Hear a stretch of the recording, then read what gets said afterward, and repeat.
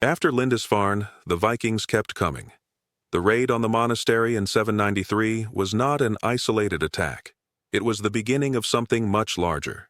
It was the beginning of an invasion. But it was not the only beginning. In the years that followed immediately after Lindisfarne, the Vikings did not wait decades before returning. The Vikings came back again and again. Within just a few years of that first devastating raid, the Vikings were back on the coasts of England. They raided more monasteries, they attacked more towns, they took more treasure. And with each successful raid, more Vikings heard the stories. More Vikings decided to join the invasions. More Vikings sailed from Scandinavia to England to seek their fortune. The Vikings were no longer just raiders, they were becoming an army. But the English were learning too. The English were learning how to fight back. The English were learning how to organize their defenses. The English were learning that numbers alone were not enough to win. The English were learning about the shield wall. And this is the story of what happened in those crucial years between 793 and 800, when the Vikings kept coming and the English began to learn how to stand and fight. This is the story of how the shield wall changed everything. Let me take you back to the years immediately after Lindisfarne. It is now 794, just 1 year after that first devastating raid. The monks of Lindisfarne are still trying to rebuild what was destroyed. The monks of Lindisfarne are still grieving for the brothers who were killed. The monks of Lindisfarne are still trying to understand what happened. But they do not have much time to grieve. Because the Vikings are coming again. The Vikings have heard about the success at Lindisfarne. The Vikings have heard about the treasures that were taken. The Vikings have heard about how easy it was. And now, more Vikings want to try it themselves. In 794, just 1 year after Lindisfarne, the Vikings attack Jarrow, another important monastery in Northumbria. Jarrow is not as famous as Lindisfarne, but it is still wealthy. Jarrow still has treasures, Jarrow still has manuscripts, Jarrow still has gold and silver, and the Vikings want it. The Vikings sail up the coast. The Vikings land on the shore. The Vikings attack the monastery. The monks of Jarrow, having heard the stories about what happened at Lindisfarne, are terrified. The monks of Jarrow do not know what to do. The monks of Jarrow try to defend themselves, but they are no match for the Vikings. The Vikings take what they want. The Vikings destroy what they cannot take. The Vikings sail away with their treasure. But something is different this time. This time the English are paying attention. This time the English are beginning to understand that this is not just a one-time problem. This time, the English are beginning to realize that they need to do something about the Vikings. The English kings begin to talk to each other. The English kings begin to share information about the Viking raids. The English kings begin to think about how to defend themselves. They begin to understand that the monasteries are not the only targets. The monasteries are just the beginning.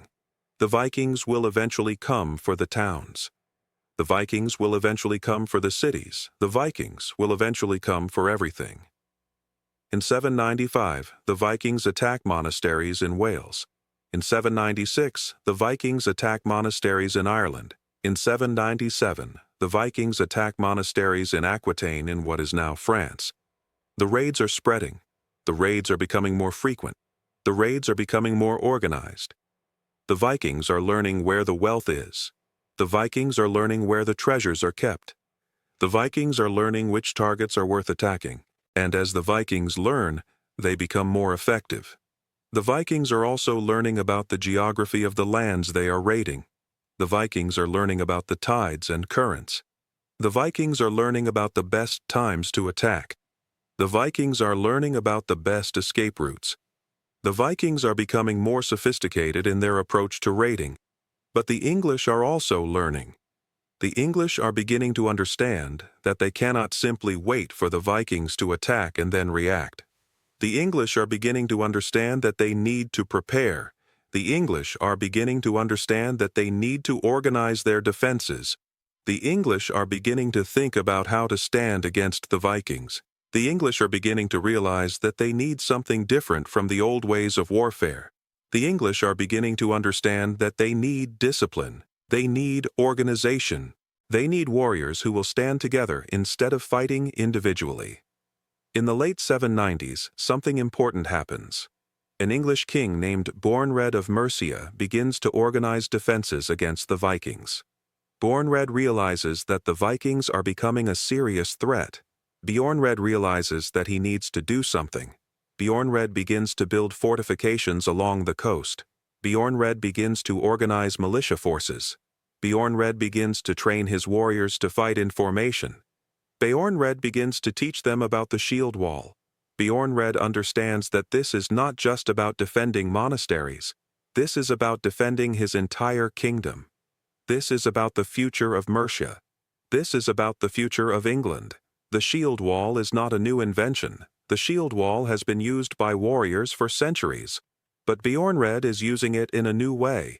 Bjornred is using it not just as a defensive formation, but as a way to stop the Viking advance. Bjornred is learning that if he can get his warriors to stand together, if he can get them to hold their shields together, if he can get them to not break and run, then he can stop the Vikings. The Vikings are fast. The Vikings are fierce. The Vikings are skilled warriors, but the Vikings are not used to facing an enemy that will not run. The Vikings are not used to facing an enemy that will stand and fight. The Vikings are not used to facing the shield wall. Bjornred's training is rigorous. Bjornred's warriors practice standing in formation. They practice holding their shields together. They practice moving as one unit. They practice not breaking formation even when they are tired. They practice not breaking formation even when they are afraid. They practice not breaking formation even when warriors next to them are falling. This is a new kind of warfare for the English. This is a new kind of discipline. This is a new kind of courage. It is not the courage of individual heroic warriors. It is the courage of warriors who are willing to stand together, to support each other, to trust each other with their lives. Through this training, Bjornred's warriors begin to understand something profound. They begin to understand that they are stronger together than they are alone. They begin to understand that organization and discipline are more powerful than individual heroic deeds. They begin to understand that they can accomplish things together that they could never accomplish alone. In 798, the Vikings attack the coast of Northumbria again, but this time, something is different. This time, the English are waiting. This time, the English have organized their defenses. This time, the English have formed a shield wall. When the Vikings land on the shore, they expect to find easy targets. They expect to find monks and priests who will run. They expect to find undefended monasteries. But instead, they find English warriors. They find warriors who are standing together. They find warriors who are holding their shields together. They find warriors who are not running. The Vikings attack. The English hold their ground. The Vikings attack again. The English hold their ground. The Vikings throw themselves at the shield wall with all the fury and ferocity they can muster, but the shield wall holds. The Vikings are shocked. The Vikings are frustrated.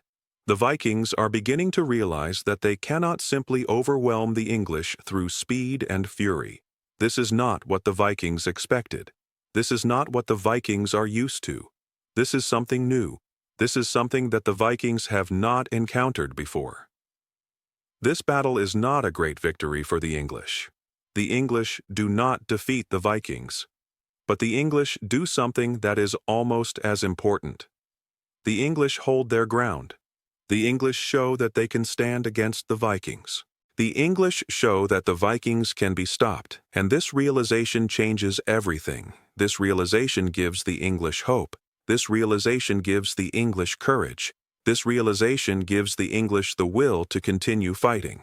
The Vikings, on the other hand, are beginning to realize that raiding England is not as easy as they thought. The Vikings are beginning to realize that the English are learning to defend themselves. The Vikings are beginning to realize that they need to adapt. The Vikings are beginning to realize that they need to change their tactics. Some of the Viking leaders begin to discuss what happened. Some of the Viking leaders begin to question their strategy. Some of the Viking leaders begin to wonder if they should focus on other targets instead. In the years between 794 and 800, the pattern continues. The Vikings attack, the English defend. Sometimes the Vikings win, sometimes the English win. But something is changing. The English are becoming better at defending themselves. The English are becoming more organized. The English are becoming more confident. The English are beginning to understand that they can stand against the Vikings. The English are beginning to understand that they do not have to simply accept Viking raids.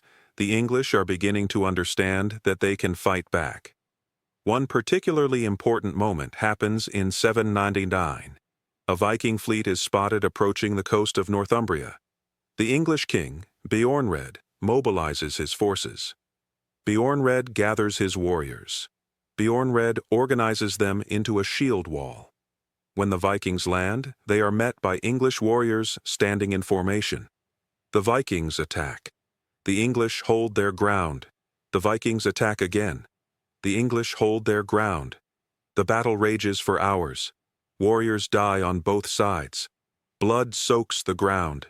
The air is filled with the sounds of battle, the clash of shields, the screams of wounded men, the roar of warriors fighting for their lives. But the shield wall holds. Again and again, the shield wall holds. Finally, the Vikings break through the shield wall. But the cost is enormous. The Vikings have lost many warriors. The English have also lost many warriors. But the English have proven that they can stand against the Vikings. The English have proven that the shield wall works. The Vikings sail away, taking what treasure they can carry, but leaving behind the knowledge that the English are no longer easy targets. The Vikings also leave behind something else. They leave behind the knowledge that they need to change their approach. They leave behind the realization that raiding England will never be as easy as it was at Lindisfarne. This battle in 799 is a turning point. This battle shows that the English can defend themselves. This battle shows that the shield wall works. This battle shows that the Vikings are not invincible. And this knowledge spreads. English kings begin to copy what Beornred has done. English kings begin to organize their own defenses. English kings begin to train their own warriors in the shield wall. English kings begin to fortify their coasts. The shield wall becomes the standard way of defending against the Vikings. The Vikings, on the other hand, are beginning to realize that raiding England is becoming more difficult. The Vikings are beginning to realize that the English are learning to defend themselves. The Vikings are beginning to realize that they need to change their approach. Some Vikings decide to focus on other targets. Some Vikings decide to raid Ireland instead. Some Vikings decide to raid France instead. But some Vikings decide to stay in England. Some Vikings decide to continue raiding. Some Vikings decide to adapt their tactics and prepare for larger invasions in the future. By the year 800, the pattern is clear. The Vikings are not going away. The Vikings are not going to stop raiding. The Vikings are going to continue coming back, year after year. But the English are also not going to simply accept this. The English are going to continue defending themselves. The English are going to continue learning. The English are going to continue improving their defenses, and the shield wall is going to be at the center of this defense. The years between 793 and 800 are crucial years. These are the years when the English first learn to defend themselves against the Vikings. These are the years when the English first understand that the Vikings can be stopped. These are the years when the shield wall first proves its effectiveness. These are the years when the future of England begins to change. These are the years that will shape everything that comes after. The story of these early years is not just about military tactics. It is about something deeper. It is about the English people learning who they are. It is about the English people learning that they can resist. It is about the English people learning that they do not have to accept domination. It is about the English people learning that they have power. The shield wall is the physical manifestation of this realization. The shield wall is warriors standing together. The shield wall is warriors saying no to the Vikings. The shield wall is warriors saying, "We will not run. We will not break. We will stand." The Vikings who raided Lindisfarne in 793 had no idea what they were starting. The Vikings who raided Lindisfarne had no idea that they were beginning a process that would change Europe forever. The Vikings who raided Lindisfarne had no idea that their success would inspire other Vikings to come. The Vikings who raided Lindisfarne had no idea that their raid would lead to the creation of the shield wall. The Vikings who raided Lindisfarne had no idea that their raid would lead to the eventual unification of England. The Vikings who raided Lindisfarne had no idea that they were making history, but history was being made. In those years between 793 and 800, history was being made. English warriors were learning to stand together. English warriors were learning that they could resist the Vikings. English warriors were learning that they could hold their ground. English warriors were learning that they could protect their homes and their families. English warriors were learning that they could be heroes not through individual heroic deeds, but through discipline and organization and the willingness to stand together. The shield wall represents more than just a military tactic. The shield wall represents a fundamental shift in how the English saw themselves. Before the shield wall, the English saw themselves as individuals. They saw themselves as warriors who fought alone. They saw themselves as heroes who would accomplish great deeds through individual strength and courage. But the shield wall changed this. The shield wall taught the English that they were stronger together than they were alone. The shield wall taught the English that organization and discipline were more powerful than individual heroic deeds. The shield wall taught the English that they could accomplish things together that they could never accomplish alone. This is a lesson that would shape English history for centuries to come. This is a lesson that would lead to the creation of the English nation. This is a lesson that would lead to the development of English law and English government. This is a lesson that would lead to the development of English culture and English identity. And it all began with the shield wall. It all began with English warriors learning to stand together. It all began with Bjornred's warriors learning that they could resist the Viking threat. In the decades to come, the Vikings would continue to raid England. In the decades to come, the Vikings would attempt to conquer England. In the decades to come, there would be great battles and great struggles. But the foundation had been laid. The foundation had been laid by Bjornred and his warriors. The foundation had been laid by English warriors who learned to stand together. The foundation had been laid by the shield wall. The foundation had been laid in those crucial years between 793 and 800. After Lindisfarne, the Vikings kept coming. But now the English were ready. Now the English had learned to stand and fight. Now the English had learned the shield wall. Now the Vikings faced organized resistance, and the shield wall showed that numbers alone were not enough to win. The shield wall showed that courage and fury alone were not enough to win. The shield wall showed that something more was needed. The shield wall showed that discipline, organization, and the willingness to stand together could overcome even the most fierce and fearsome warriors. The battles of the 790s were brutal and bloody. Warriors died on both sides. The English lost some battles. The Vikings won some battles. But something had changed. The Vikings were no longer simply winning. The Vikings were no longer simply conquering. The Vikings were no longer simply overwhelming their enemies. The Vikings were facing real resistance. The Vikings were facing an enemy that would not run. The Vikings were facing the shield wall. And because of the shield wall, because of English resistance, because of the willingness of English warriors to stand and fight, the future of England was changed. The Vikings would not conquer all of England. The Vikings would not create a unified Viking kingdom covering the entire island. The Vikings would be forced to adapt. The Vikings would be forced to change their tactics. The Vikings would be forced to accept that they could not have everything. Numbers were supposed to win.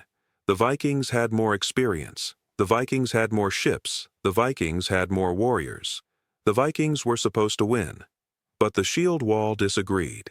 And because the shield wall disagreed, because English warriors learned to stand together, because discipline and organization proved to be more powerful than speed and fury, the future of England was changed. The future of Europe was changed, and it all began in those crucial years between 793 and 800, when the Vikings kept coming and the English began to learn how to stand and fight.